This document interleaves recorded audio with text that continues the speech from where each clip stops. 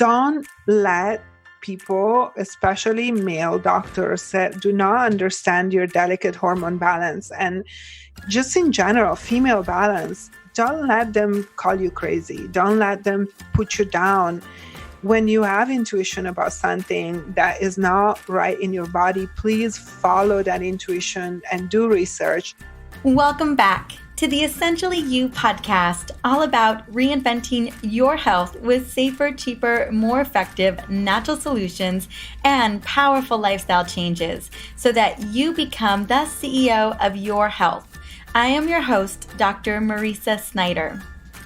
Probably one of the most important questions to ask yourself when you're feeling depleted, worn out, brain fogged, or simply not like yourself is, what is the root cause of what's going on with me? See, medications, things like birth control and synthetic hormones, don't fix the root cause of the problem. At times, they may be very necessary to help you along while you're addressing the root cause. And I found myself in this particular situation when I was diagnosed with Hashimoto's thyroiditis last year. My thyroid levels were pretty low, and it was obvious that I had really high antibodies, and it was important to get my thyroid count back on track. And so I did go on medication while we were figuring out exactly what was going on with me. So I do feel like medication can support, but it doesn't necessarily, not even necessarily, it just doesn't fix the problem. It's important that we get to the root cause of what's going on. Now, earlier this week on our epic episode number 100, I devoted an entire episode to understanding why food is important to healing hormone function, and honestly, cellular function as well. I even took a deeper dive into nutrient deficiencies and the role that they play on ensuring that our hormones are properly communicating, because nutrient deficiencies can be a major root cause for why the body isn't functioning properly, why your mitochondria aren't functioning, and why you may feel so low energy or whatever may be going on with you. Now, back on episode 95 with Dr. William Li, who, by the way, is a New York Times bestselling author of Eat to Beat Disease, we actually discussed the newest research that points to food being the best medicine that we have to address root causes. Now, on today's interview with Vivica Menegaz, the host of the Nourish Caveman blog and podcast, we are actually looking on how to investigate a woman's unique hormone profile. We're looking at the delicate balance of female hormones and how diet and lifestyle impact them. We're looking at real causes for hormonal dysfunction. And then specifically, we're looking at the connection of our endocrine system around the thyroid, the adrenals, and the ovaries, because when one is thrown out, best believe it is having an impact on the other parts of our endocrine system. It's no surprise that the thyroid affects our ovaries and our adrenals, or our adrenals affect our thyroid and our ovaries. You can see it's all interconnected. Now, what I'm excited about is that Vivica is all about healing our hormones with a food-based approach. And honestly, I am not surprised at the results that she is getting with her clients. They sound very similar to the results that I see my readers get when they do the 14-day hormone reset inside of my book, The Essential Oils Hormone Solution. Now, before we jump into this powerful episode and tackle root causes for hormonal dysfunction, and not just tackle the root causes, but how do we get our bodies back on track? Because I'm a big proponent of not only showing, well, how do we get there, but also how do we get back to where we want to be? Now, before we get into all that, I want to take a moment, as I love to do on every episode, and just celebrate you. It's important to celebrate our small wins, our big wins when it comes to our wellness, because they greatly impact the rest of what's going on in our life. Now, one particular healing rock star is Jennifer Lawson, and I'm excited to shout her out today that she shared on Facebook just a few days ago. So here is what Jennifer had to say. My thyroid condition went undiagnosed for over 3 years, and I almost gave up, not knowing where to turn. I found Dr. Marisa's podcast after her hormone summit last year, and her episodes on thyroid and autoimmunity have changed my life. I finally got my diagnosis, and we're finally figuring out what caused my thyroid issues to begin with. I feel confident that I'm going to get the answers that I need to feel like myself again. Jennifer, thank you so much for sharing your win, and I am so glad that you are loving all the episodes on thyroid and autoimmunity. It has been a big focus since my own thyroid diagnosis. I know how important it is to really figure out the root cause for a diagnosis that so many women are not getting. I want to also congratulate you on that next step in your healing journey. I am holding space for your continued healing miracles, and I am confident that you're going to get the answers that you're looking for. If you are listening, Jennifer, I would love to gift you my Superwoman blend. Just reach out to me on Facebook where we connected, or on Instagram at Dr. Marisa. Now, if you are listening today, you know I am excited to shout you out as well. If you want to reach out to me, the best place to find me is on Instagram at Dr. Marisa. That's at DrMariza. Or even better, simply review the podcast on iTunes or whatever podcast platform you love to plug into. That way, I can not only continue to support more women who are ready to become the CEO of their health, but also we open the door to finding the right answers to our root causes, asking the right questions of our doctors, really creating this revolution for women's healthcare that we so desperately need. That is the plan. That's the reason why I created this podcast.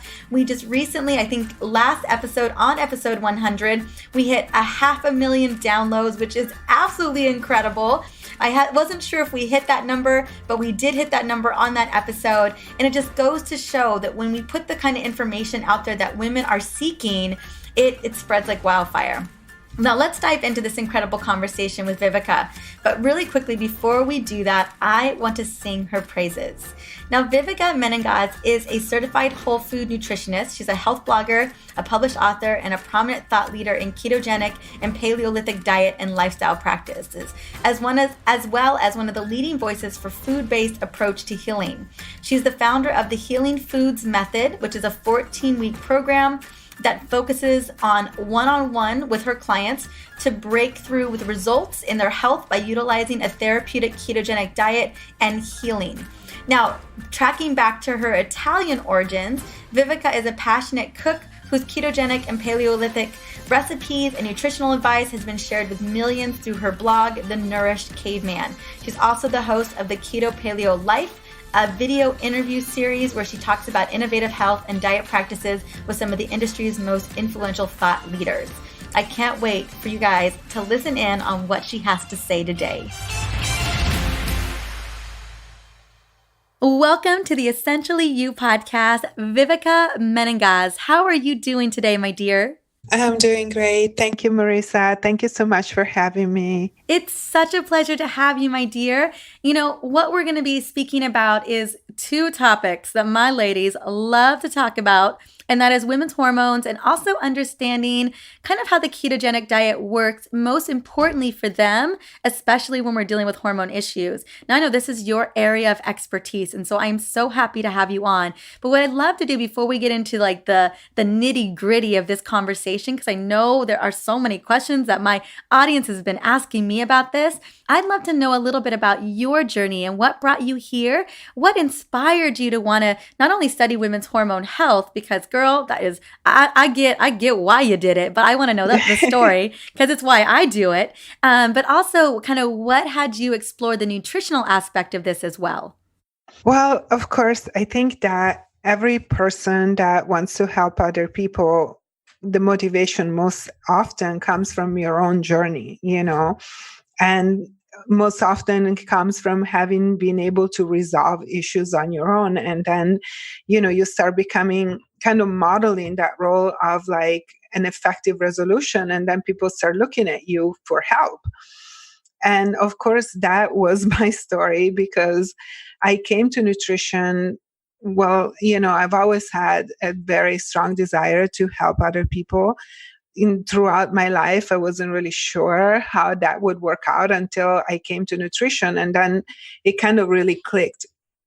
When I started studying nutrition, I knew that that was my true vocation. And, just like how to help people get healthier, get better. And the first step, of course, was to get my health under control. So it started out in a different way because when I first started nutrition, my main problems were digestive and liver and gallbladder. So I had gallbladder disease. I was, I'm kind of a radical person where I always decided I do not want to go the medical route. I don't like the way doctors think. I don't like what is done in the medical way, the modern medical way. And I was lucky enough to grow up with a mother who took me to holistic practitioners. So I was able to have homeopathy and acupuncture done since I was a kid. And that kind of saved me from having to go the medical route, because if I went that route, I probably would have no gallbladder right now. And, I think a lot of other organs will be missing by now. But I decided to take charge of my own health. And so I was trying to manage my health naturally from a very young age. And when I first started having gallbladder problems, it was like in my mid-20s. It was very early. But I refused to go to a doctor, even though I had to go to the emergency room a couple of times. I refused to be operated on, and I worked with a chiropractor. And then many years later, I met another chiropractor who was my first mentor, was a woman, and Dr. Deborah Penner in Chico. She just mentored me into nutrition. She kind of forced me into nutrition. So that's how it all started. But, as I resolved these first issues, then the other bigger issues came about. And that was when I hit perimenopause, and that was in my mid-40s. And then my hormones really started going kind of out of whack. And I also developed fibroids. And as I was studying nutrition, and I was starting to have very regular heavy periods and gaining weight, just like a lot of your listeners, I think, are experiencing that stubborn weight gain, that stubborn, periods. And then I got diagnosed with really big fibroids. And as I was trying to treat them, I also had a friend who decided to go the medical route with hers, and I just refused. I did not want to have surgery. And so I found another mentor who is my mentor in restorative endocrinology, Dr. Rhonda Nelson, who has now become just an educator. Back in the day, she was still taking patients. But I started studying with her, and she really, first of all, took me on as a patient to learn about myself and how to heal myself. And then I started studying taking her classes and her seminars and specializing in hormones, because I really wanted to get to the bottom of the situation. That makes so much sense. And so what happened? So you had the opportunity to work with her and to discover what was happening with you. Was it that you realized that so many other people were dealing with the same thing, and you wanted to make sure, basically you wanted to be educated and that you could able to take care of women the same way that someone was able to take care of you? Yes. And, as I started practicing, when I started nutrition, I first worked for a practice. And then 3 years into it, I went off on my own and started my virtual practice.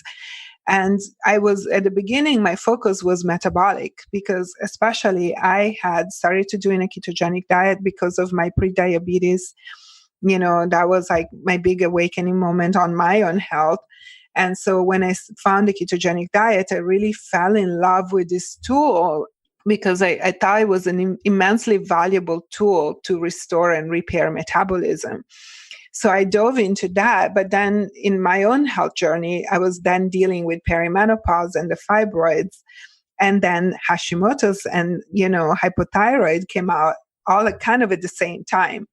So as I was hit with my own personal challenges and I was working with clients, I started seeing that, patterns in a lot of women that came to me for metabolism and losing weight and addressing, high blood sugars, insulin resistance. But then I started to see the connections with the hormones, the other hormones. And, studying restorative endocrinology, or what we call now functional endocrinology, we're really trained in seeing the connections with the whole endocrine family.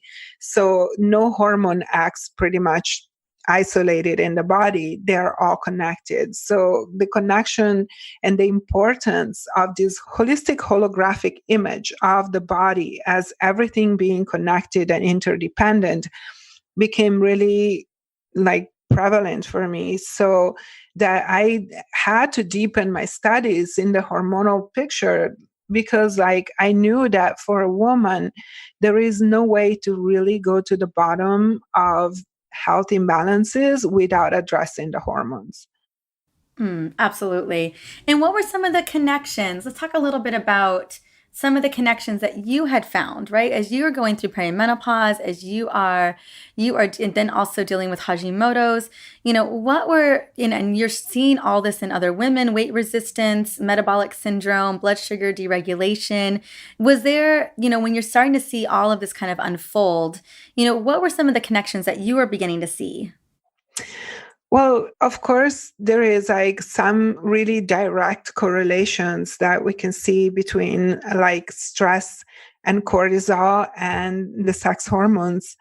So the first immediate correlation is that correlation between like cortisol and stress hormones with the sex hormones and then thyroid hormones. And those are like pretty straightforward correlations for anybody that handles, hormones and nutrition. But then there are more subtle correlations that are like the correlation between insulin and estrogen, and like how insulin resistance and estrogen dominance kind of come together in a person. And they're one of those cycles in the body that I call like self-reinforcing cycles. There are in a lot of systems of the body, we have like kind of catch-22 scenarios where one dysfunction reinforces another dysfunction, and then it becomes mutually reinforcing. And how do we break out of that vicious cycle? It happens in a lot of different ways. So estrogen and insulin is just one of those little vicious cycles that, when it comes to losing weight and when it comes to hormonal balance, this is like kind of the chain link, like where the two links are connected. So how do we break the links? How do we break that chain? How we break the chain reaction? This is what I had to go and discover, because if you think about it, Marissa, and you know from your own practice and experience, the medical establishment, like modern medicine, really cuts into compartment. The human being is not seen as a holistic picture. And like when we go to even a specialist, like an endocrinologist, will not really be able to see all the correlations because they are trained in pathology. They're not trained in holistic medicine. So they're just looking at the pathology and not at the rebalancing or the wellness factor. The difference when you do restorative endocrinology is that you have to look at all the correlation of the human being, and especially in a woman, they are so interwoven, very closely interwoven. And our hormonal balance, as your listeners for sure know and heard from you, it's complex. It's not just one hormone or the other hormone that we can touch. And then if let's say we have low progesterone, we can address progesterone through a cream or a bioidentical, and then we fix the problem. The band-aid solutions, this kind of band-aid solutions that are most often given by medical doctors or even conventional endocrinologists, are for me kind of like this beginning of a domino effect of imbalance, because of those repetitive catch-22 situations, and everything is connected, so that we introduce an external factor like, a hormone into the picture of your endocrine system. And it's already out of balance. And then we introduce this external factor that, yes, can fix your symptom for a minute. But what it's going to do in the long term is more damage than good, basically, as downstream hormones will always affect the glands upstream. And that makes so much sense. Can you talk a little bit more about that, right? So, we see some of the recommendations that are being given to the women that you and I are taking care of. And again, a lot of times what we're seeing, especially when hormones are being recommended, that we're not actually getting to the core root of the problem. That's what I'm hearing from you. The question always is, well, when we talk about functional medicine, is how did this even come about? How did we get here to begin with? How is it that we created estrogen dominance or insulin deregulation? How did we deregulate progesterone levels or create Hashimoto's, right? right? How did we get the immune system to respond in an inflammatory way? And that's what we really need to address. One of the things I want people to know is that taking thyroid meds doesn't fix the thyroid. Just like slathering a bunch of estrogen doesn't necessarily fix that either. We got to figure out what's really, really going on. And I think that's kind of what we're getting to today is, and you and I are very much in alignment with this conversation, something I talk about all the time. So let's talk a little bit about, we talked about, the next question really is for you, because I always love my audience to hear it from different people, but what is the root causes of some of these hormonal dysfunctions that many of us are dealing with right now? I got the diagnosis for Hashimoto's about a year ago. And we kept thinking it was stress because I had been I had basically to the ground. In my story, 10 years ago, I flatlined. I had horrible chronic fatigue and everything. And it resulted, I make a joke that I say you can't green smoothie your way out of chronic stress because nutrition's a big part, but if you don't change your mode of operation, I can run with a keto kale salad in my hand. I can in some heels. I can do it in high heels, girl. I can run. I had to change the way that I thought, how I operated. I had to change language like I'm in a rush. I've got to go. I'm late to a meeting. You know what I'm saying? Like I was even eating well and thank goodness I was, but I was still driving myself into the ground. So there's that root cause, and then no surprise later that Hashimoto's was a diagnosis down the road too, right? So I want to talk a little bit about those root causes, and then I know we're going to get into hormones, mindset, and even how to leverage a little bit of keto, in your opinion, to really help to rebalance things because nutrition is so important, but I know it's one of those tools, right?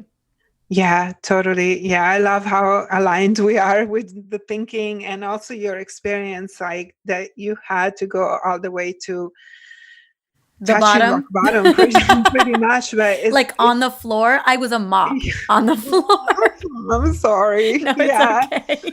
I know. And, I see this in my clients over and over again. And it's kind of sad, but it's also, I feel like a big part of what makes us human and what makes us women is that we push and push and push until we crack and we don't, we take care of everybody else except ourselves.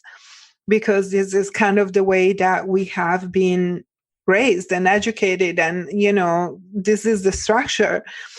So I think that the work that you do and the work that we try to do in the world is a big part of that missing education in self-care for women. And so how do we get to those problems? I love talking about root causes because, that's what I do. That's my favorite thing. I'm like a dog looking for truffles. I like to dig.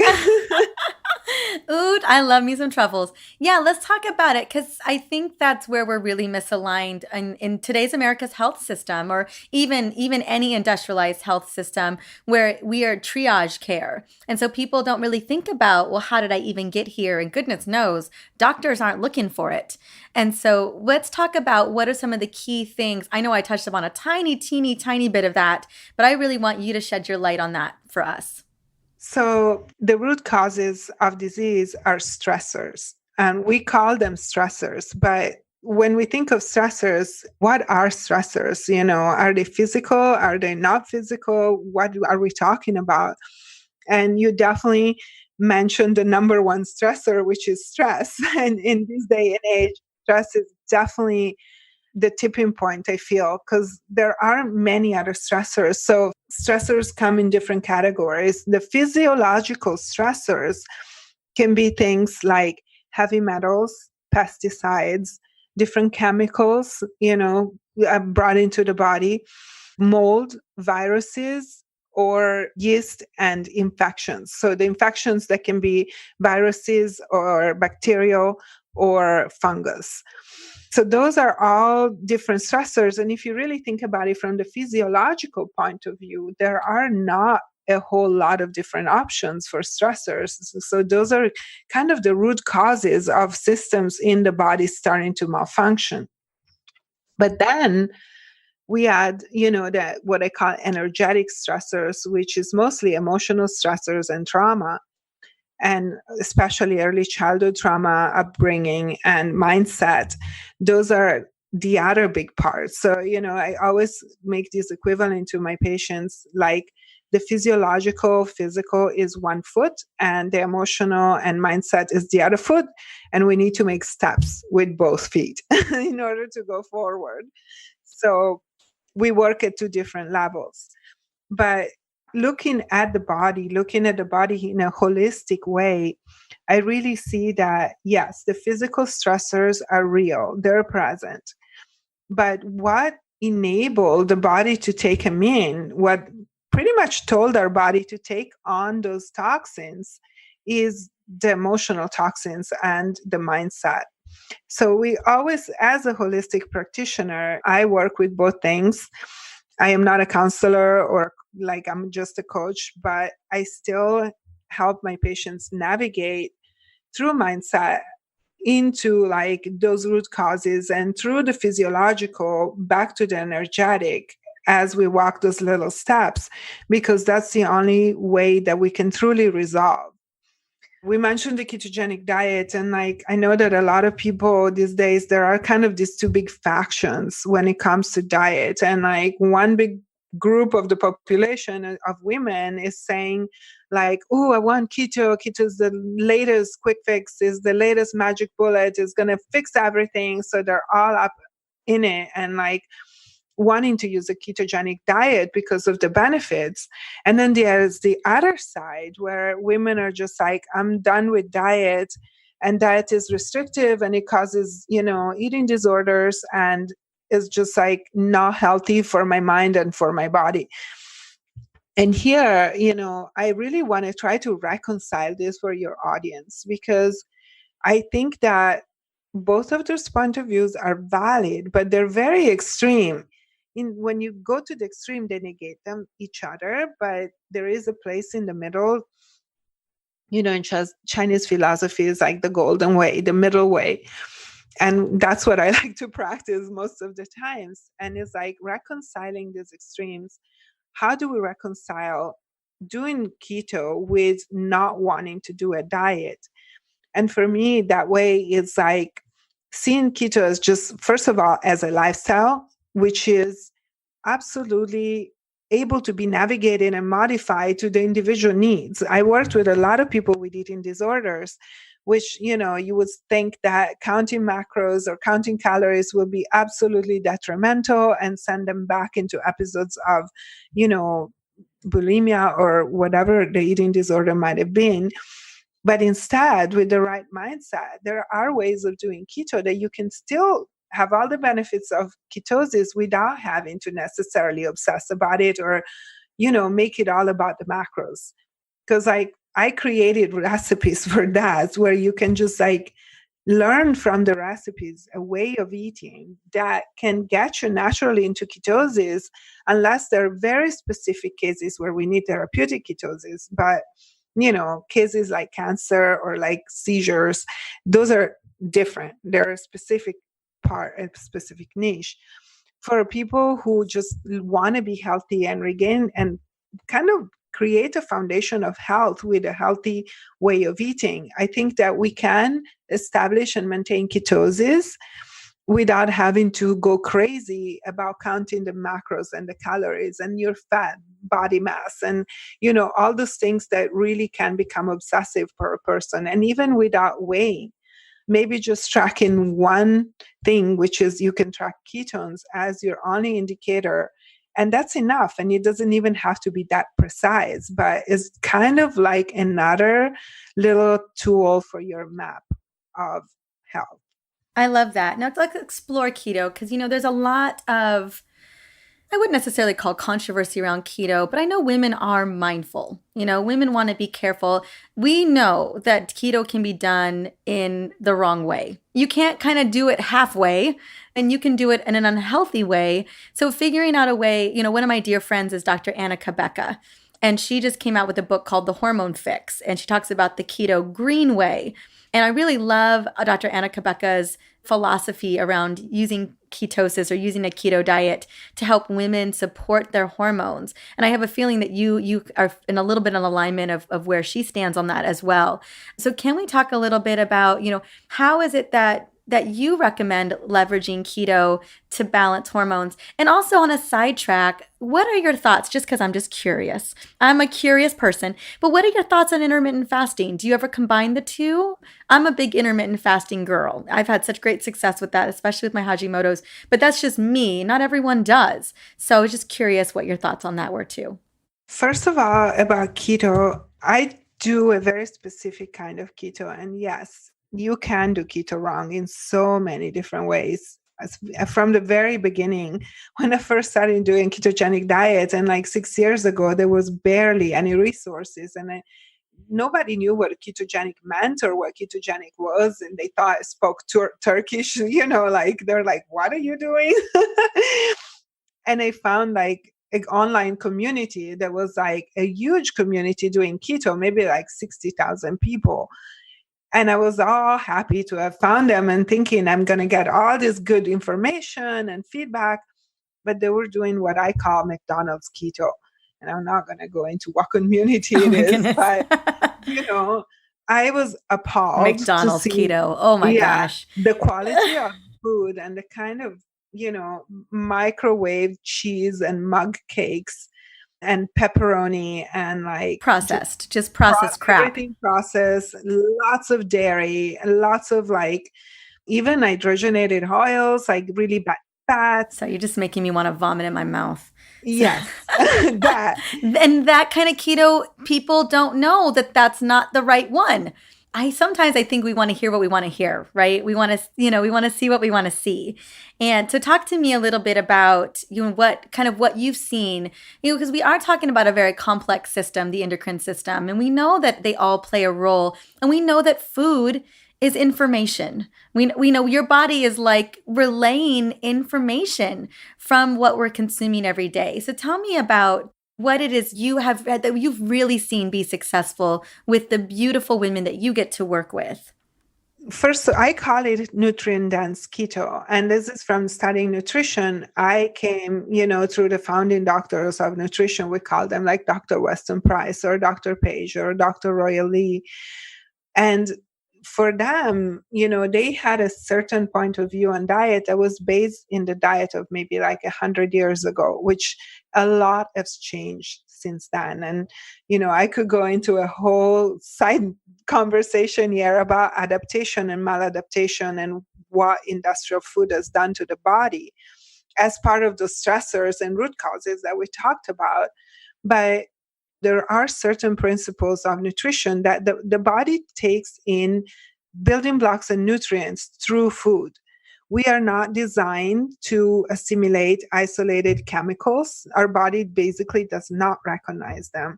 That's why I have some beef with a lot of functional medicine doctors. My beef with them is that they are doing a much better job, but they're still working with things called nutraceuticals, which are just kind of one step away from pharmaceuticals.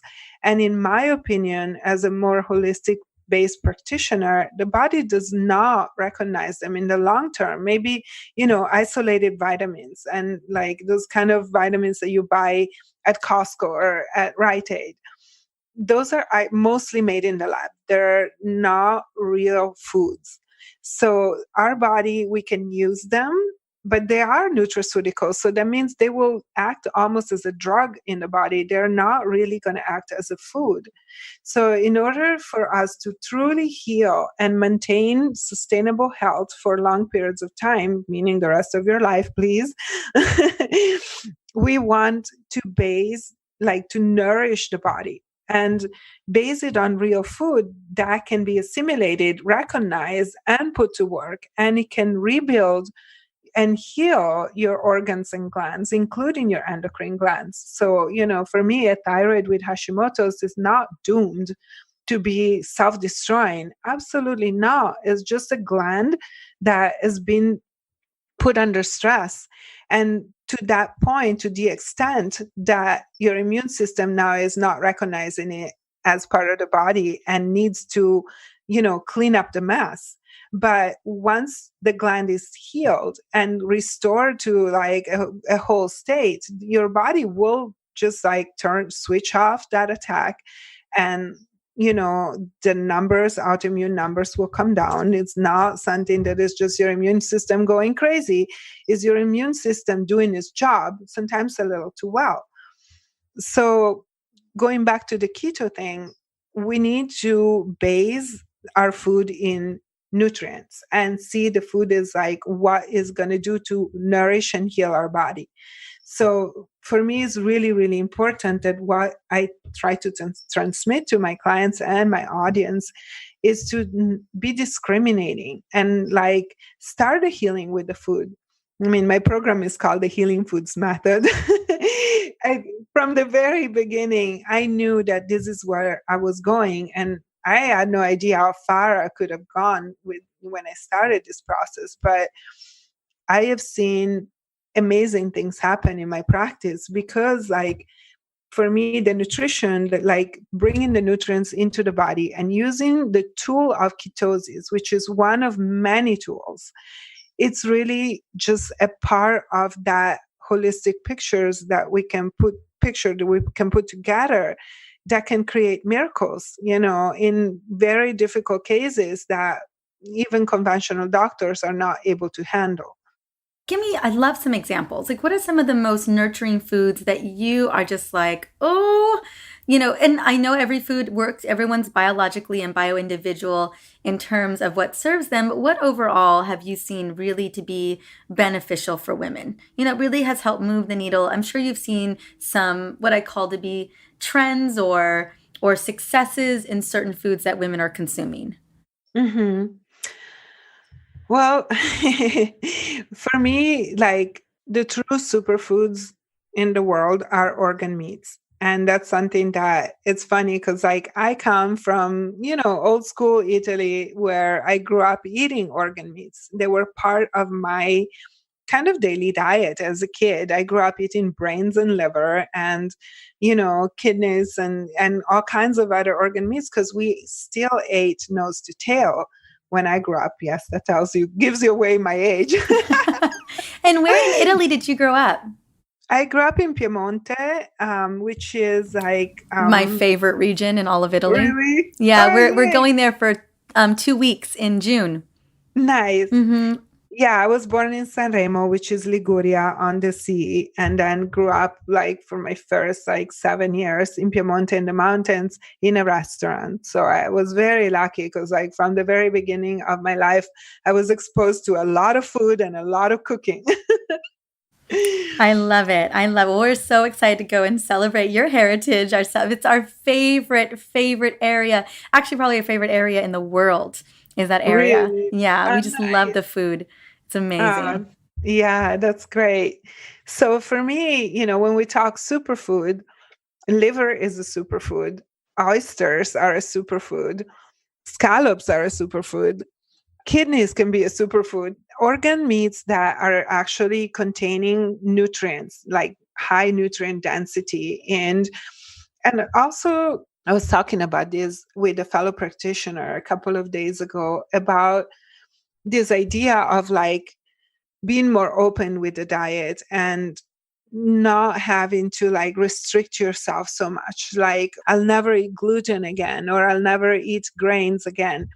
I have been grain free for 5 years and dairy free for most part, but I'm not that Nazi style, like absolutely never. There are times where I want to enjoy something. What I think is the most important part that your listeners should understand is that sometimes it's not even the plant food itself that's going to be damaging to us. It's not because it's gluten that is damaging to us because it's wheat. We evolved with wheat and we survived okay with it for so many years. Why is it suddenly not okay anymore? And I think that people are really becoming aware of the fact that it might not be the grain itself, but it's everything around it. So is the GMO process, is the pesticides, it's the herbicides, all the chemicals that come with this grain, and how it's been kind of like hybridized and taken out of nature and has become what I call an industrial food. And I really think that our body has lost, it just has never had the ability to adapt to industrial foods because they're not food. So once we started adding all those chemicals and toxins to the food, then your body at some point is not going to be able to recognize a certain, what we call food, as an actual food or a nutrient. And this is where we need to be more discriminating. And for me, it's like not so much about being dogmatic as like you can't have gluten or you can't have grains, but like we know it's almost impossible to find some clean grains. It's almost impossible to find good wheat that our body is actually able to not react to. So what are the foods that are less reactive, and what are the foods that are most healing? So in my practice, what I see is that I keep it really simple, because like we are all too busy and stressed, like you were mentioning, and juggling so many things that we can't just go around and be like a French restaurant offering 5-course meals every day.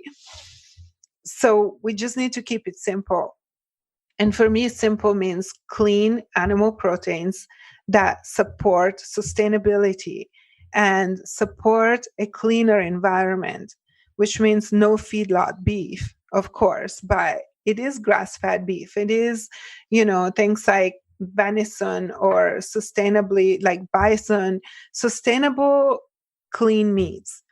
Fish, it's a little harder at this point because like we're in bad shape with that and the oceans are in bad shape, and it's really sad. But I think there are still fish we can consume in small quantities, varying them, like small fish like sardine or sprats. Sometimes I love oysters and scallops. I think they're like a storehouse of nutrients.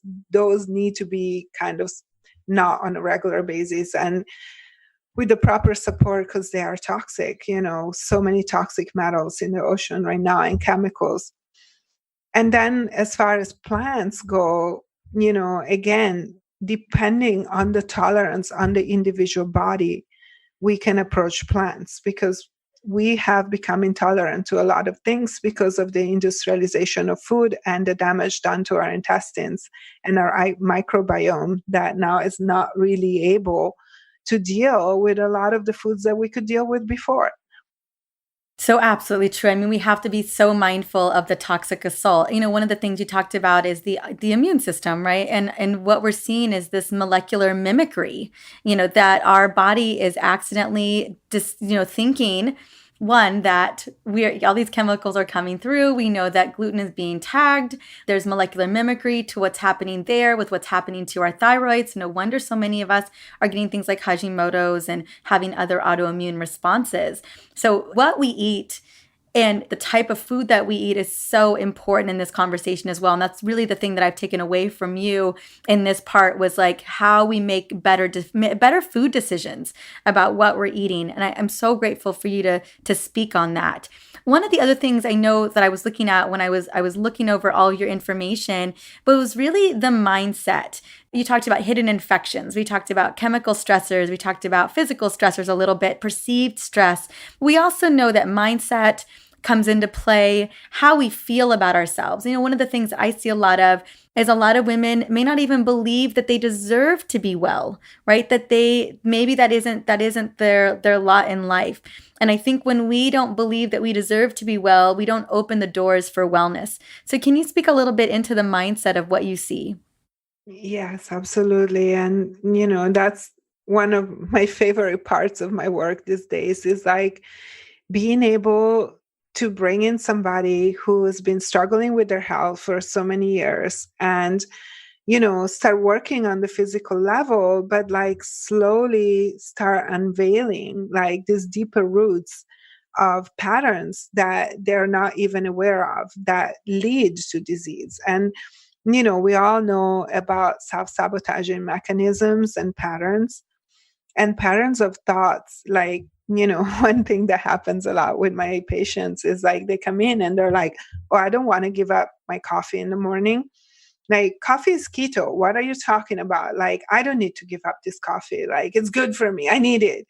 And all this resistance and, really like the thought process and the feeling process that goes around a certain resistances. I call them like sticky points, like resistance to give up dairy, or like resistance to invest in yourself and find the time and draw those boundaries that we need to have to take time for our own healing. Like you say, stress is the common denominator of our modern lives, and it's so pervasive. And sometimes it becomes the way that is the expression of the self-sabotaging mechanism, because I don't have time, because I am stressed, because I need to attend to the kids and the football game and this and that and the husband and the job and the career.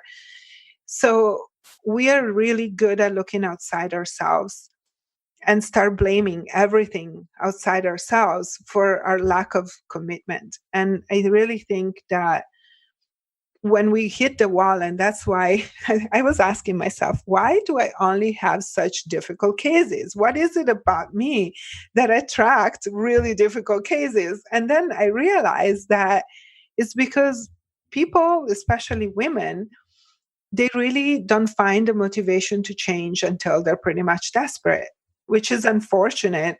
There is sometimes where I find, cases that they realize where they're going and then they want to make the changes before they get all the way there. And that's like, wow. I think, what I see, and I remember I don't know if you were there. I remember being there.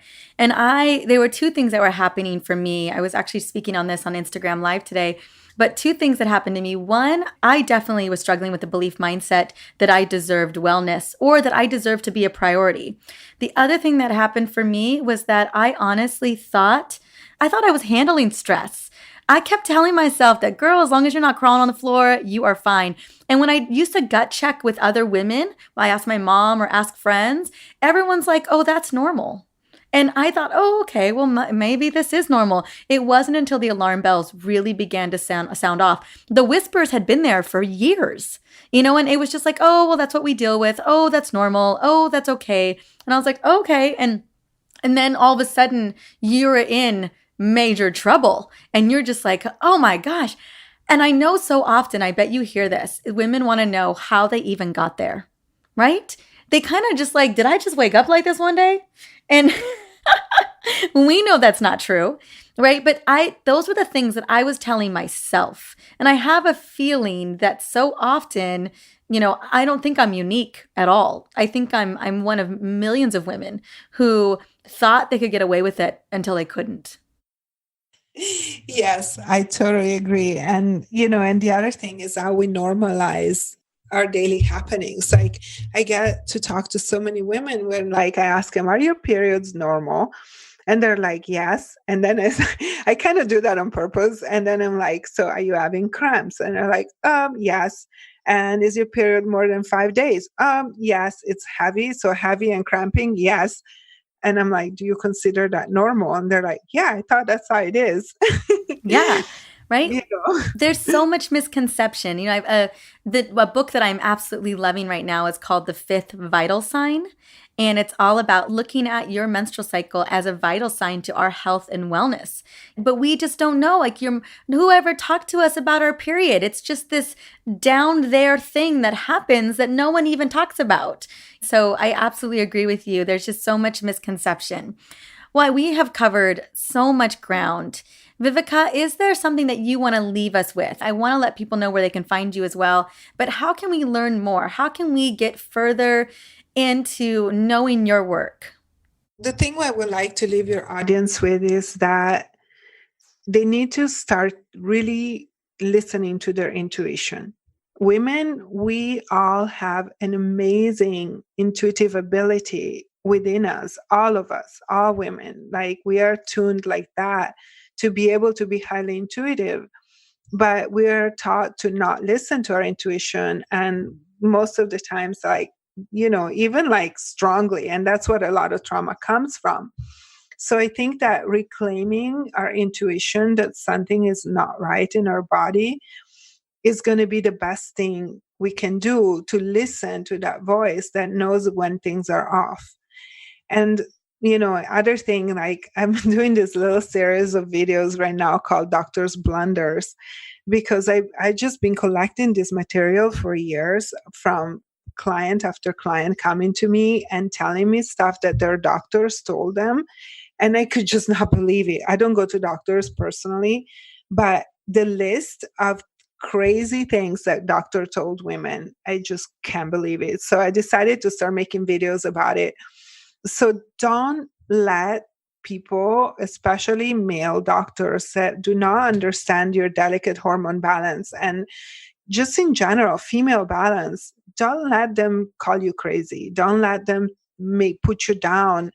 When you have intuition about something that is not right in your body, please follow that intuition and do research.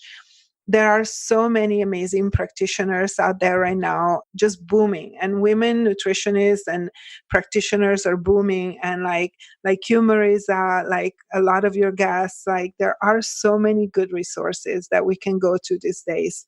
We don't have to just buy into that mentality of like, oh no, you're crazy, here's an antidepressant, and just go home and you don't think about it. I absolutely agree. Oh, I'm so glad you're creating that.